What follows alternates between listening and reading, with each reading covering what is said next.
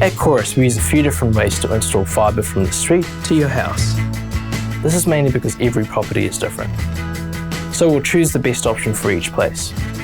As part of our agree process, one of our technicians will meet you at your place and go through all the options, and from that point we're a go. Now, we'll need to install an ETP, or external termination point, like this on the side of the building. That's where the fibre from the street connects to inside the house. And here are the different ways we can get the fibre from the street to the ETP. If you already have an aerial cable, we'll do it exactly the same way. Easy.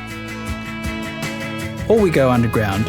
If you already have an underground pipe and we can use it, then we will. We can also hide it away on surfaces like driveway edges, retaining walls, footpaths, curbing, or even fences. Or we could bury the cable under your grass or garden. You won't even know it's there. See?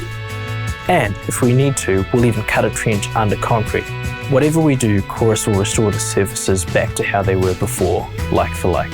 So there you go. Those are the different ways we connect fibre to your house, so you can enjoy super fast, reliable broadband. Even if it's just watching cat videos. Find out more at chorus.co.nz.